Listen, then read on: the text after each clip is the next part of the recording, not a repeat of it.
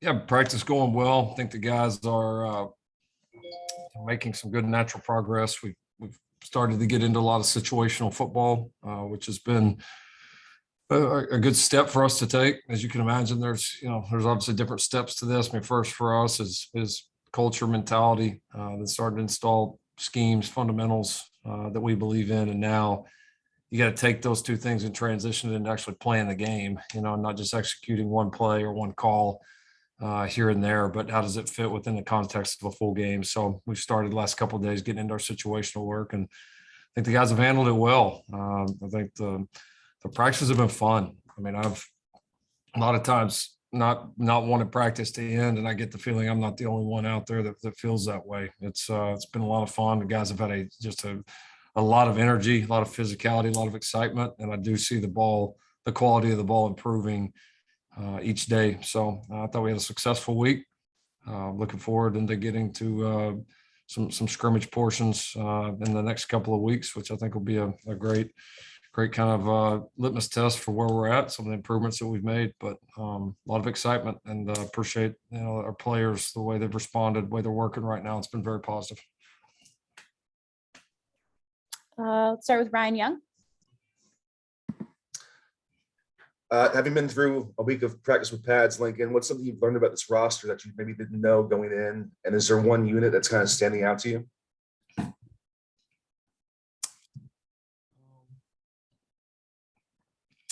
Well, I think you're always just excited to see how they're going to compete more than anything. I mean, we have competitions throughout the off season and all of that, but it's different when pads get on.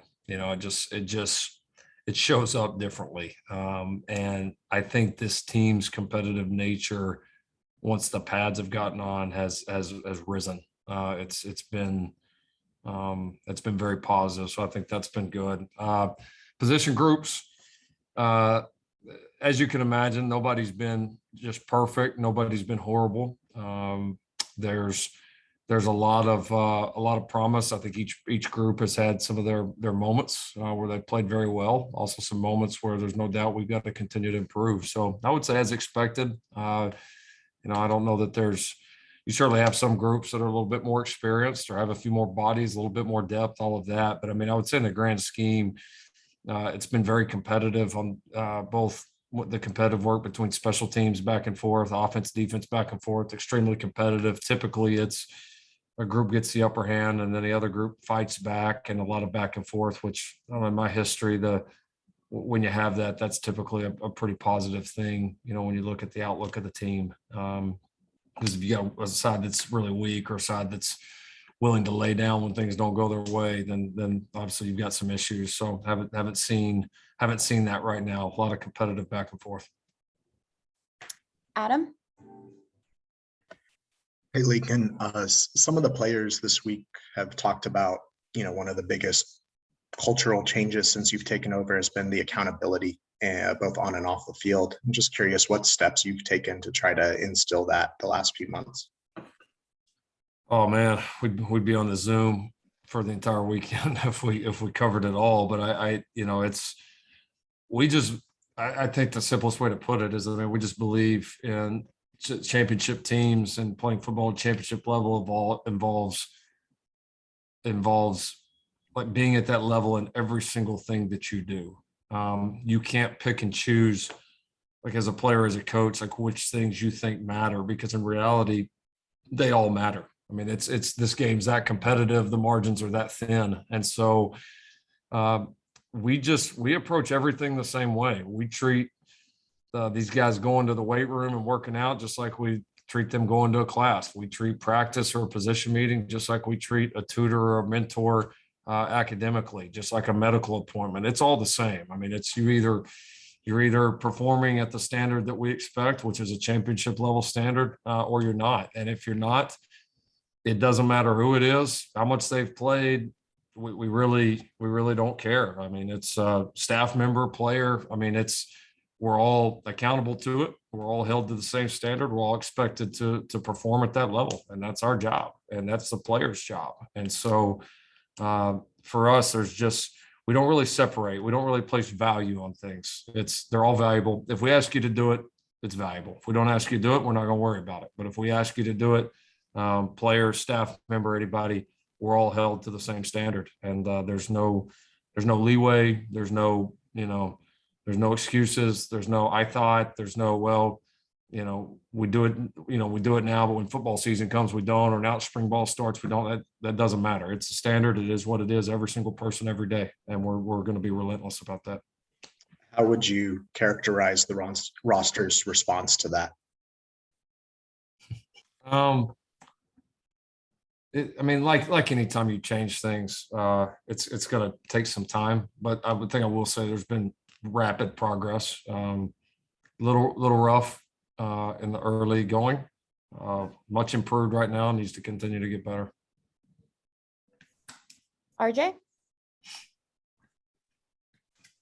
Hey, Lincoln, I wonder if you could talk about how you've laid out expectations for Caleb and Miller this spring, just in terms of the competition and the level of competition and your outlook on that position at this point. Yeah, my expectations for that position, individually, those guys just to become the best players and leaders that they possibly can be. And that's, everybody knows that there's going to be competition here at every spot. We make that, I think, very, very clear to our guys. So for those guys, it's, hey, here's where we think you can be as a player. Here's the steps that you need to take to get to that. Here's where we think you can be as a leader. Here's the steps that you need to take to get to that.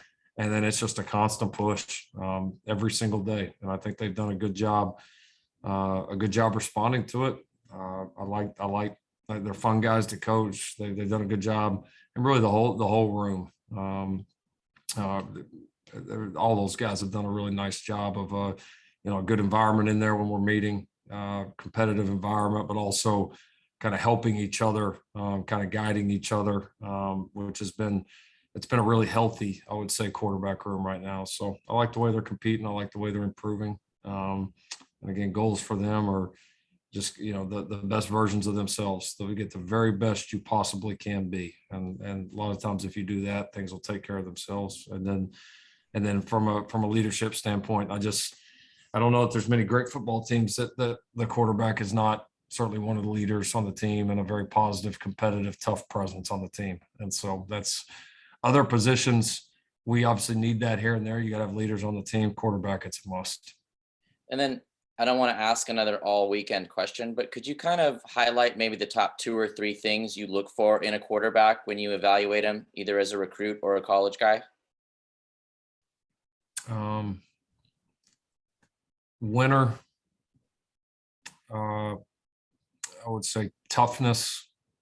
I don't think you can play this position well without being tough, mentally, physically, all the above. And then, I think some of your natural ability, both obviously physically, can you do the things that we ask our guys to do? Mentally, do you have a mind that can process this game, process it quickly, pick up things? And so I would say in that order. And typically, if you do number 2 and number 3 well, your team wins a lot. Thank you. You're welcome. Antonio? Hey, Lincoln, when you talk about instilling the culture and even things like teaching these guys how to practice, how do you walk that kind of fine line to where you're building confidence, but trying to break bad habits that may have developed over time?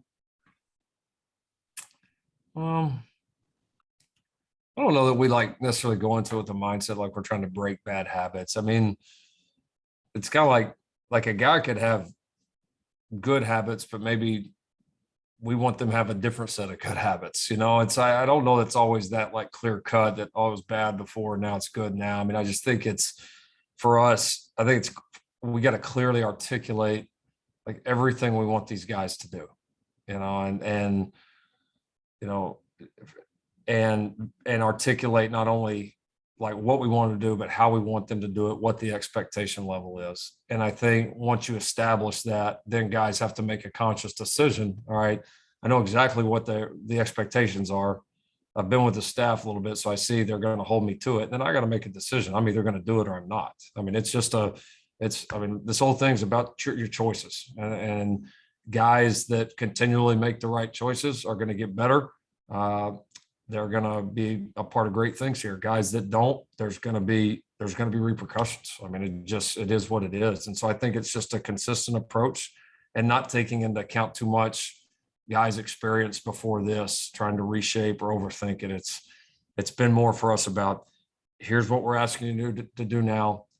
We have to do a great job explaining it to you, laying it out for you. And then the expectations are is that you're going to do it to the best of your ability. You're going to go to bed, you're going to wake up, you're going to do it again. Repeat, repeat, repeat. Ryan Young, Could you tell us about the helmet decal process and what goes into a player meriting one of those? Yeah, we've started this. We call it gold plated. Obviously, everybody's known the iconic decal on the side of of our helmets, of the USC Trojan helmet, and we felt like this is one of the most iconic programs. It's one of the most iconic jerseys, helmets, uniform combo that there is, and we felt like that decal should be earned, not just given just because you got a spot on the roster. And so.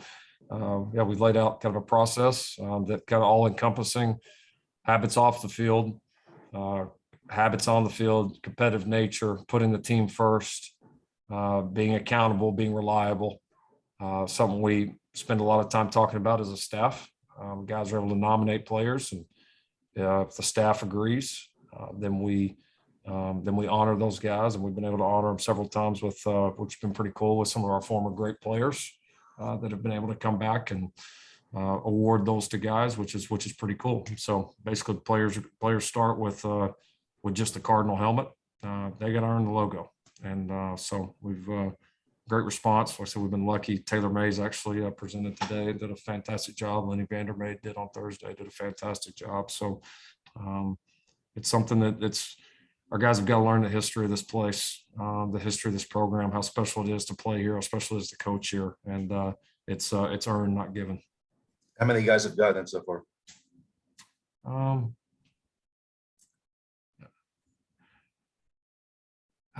know off the top of my head. I mean, we're probably in the early double digits.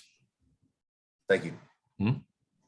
Keely, What have you seen from guys like Taj Washington and Kyron Ware-Hudson so far? I like them. I do. I like Taj. Very explosive. He's been fun to work with. Extremely hard worker. He's one of our guys that's been gold plated already. Very hard worker. Raw as a player, but rapidly improving, and suddenness and playmaking ability are apparent. Kyron's had a really good spring. I've really been impressed with him. His consistency, making a lot of tough catches. He was a guy recently that just had a little injury that, not serious, but had a little ding. That everybody kind of thought was going to keep him out for a bunch of days, and he was back on the field very next day. And so he's shown a lot of toughness and reliability. So a lot of guys in that room are doing a good job, but those two have been particularly fun to work with. Antonio, Hey, Lincoln, I know when you took over this roster, Corey Foreman was obviously one of the people that was, who came in with the most hype and acclaim last year. And I was just wondering what the conversations have been like with him this offseason in terms of the opportunity he has in front of him now after the year he had last year. Yeah, I don't know a whole lot about the year last year. I mean, I think for Corey, and I feel fortunate, in this position with him. We've had some good talks. I mean, everybody wants to make this big deal of what this guy was the, number whatever player in the country coming out. I've been lucky to have a few of those guys, and having been through this a little bit. And like the thing that both players like that and then people on the outside need to realize is like that means nothing when you get to college. That means absolutely nothing. Like I think there's like this perception out here that guys are highly ranked coming out of high school, and it comes to this point. It's like, well, if I just don't mess it up, then I'm gonna like all of a sudden be a good NFL player. I've got this great NFL career in front of me, or I've got this and that. Like if you get some nice accolades as a high school player, that means you did a good job as a high school player. Like, congrats, that's over. Like, you get to college, it's all about you got nothing. Like you're not, it's like this notion I'm defending something like I already have. No, you don't have anything. You've got a shot just like everybody else has here. That's it. And so all it is about taking those steps and going and attacking it, not being defensive, not thinking you've already got it made, anything like that, attacking it. I think Corey's done a good job of that since we've been here. He's worked hard. It's a conversation we've had that you know, it's you can't get caught up in all that. It's you're here to play college football and be the best that you can. And like any other player on a roster, if you do a good job with that, that can open up all kinds of things with the rest of your life, both on the field and off the field, especially in a place like SC, probably more so here than anywhere in the country. And so the focus has got to be on being your best here. And Corey's done a nice job of that. He's getting better. Had an unfortunate minor setback right before spring ball, but he's doing a lot of practice right now, and I expect to be full go next week. So I'm excited, obviously, see him get out there and be able to turn it loose. And he's a gifted kid that is going to have to continue to work hard and make the most of the opportunities in front of him. But he's been, I think, it's just, like I said, sometimes, everybody, public, media, parents, player, everybody can make everybody can make too much of that. I've seen it happen a lot, and we got to separate these things, man. High school's high school. This is college. This is it's a different level, and these guys have got to reset and just go and attack it. And I'm excited about how Corey's done that in the months that we've been here. All right, we're going to do 2 final questions, and we'll start with Greg. Coach, I would like to return to the helmet decal that you're looking at, just so for some clarification. When the fall rolls around, will all the players have the Spartan decal on the side, or should fans, when they come and see USC, are some players still going to be just in a Cardinal helmet? And will some of these gold-plated, using Ohio State as the example, is that your vision? Kind of give me some clarification on where these stickers are going to be in the fall. Thank you. You're welcome. Yeah, there's no stickers. You've got the USC helmet has a decal on it. They start without the decal, the big, huge decal. And Right. if they become gold plated, then we put the decal on, and then that's it. So no other stickers. I'll say this, guys that aren't gold plated, you probably won't have to worry about seeing them on the sidelines. So probably won't be much of an issue. So it's possible that when you come out against Rice, some players could have the Spartan on the side of their helmet and some might not. I doubt we're going to put a player out there that hasn't earned that in our program. So I highly doubt that you'll see somebody out there with that one. Thank you. You're welcome. And last question will be Brady. Lincoln, this is a little off topic, so forgive me, but I'm curious if Chip Kelly has reached out to you in any way since you took the job. He might have sent me a text when it happened. Honestly, there was so much going on there, a little foggy from that, to be honest, but we've been on several Pac-12 calls together, and Coach and I have known each other for many years, competed against each other a couple of times. So he's been somebody I've always looked up to in the business, done a phenomenal job. We've had a good time in the times we've had a chance to be around each other and communicate. So I would expect that would continue. And just curious, when you were coming up as a young offensive coordinator, did you take anything from what he was doing at that time at Oregon or different places? Yeah, absolutely. No, he was obviously, they were doing a phenomenal job offensively at that point and doing some really unique things, and especially in the run game and in terms of tempo and all of that. So yeah, he's absolutely somebody watched from afar and admired, and I've always had a lot of respect for him both then and now. Thanks, Lincoln. You're welcome. All right, that's all the time we have today. Thank you, Coach Riley, for taking the time to do this, and we will see the media soon. All right. Thanks, everybody. Thanks, guys.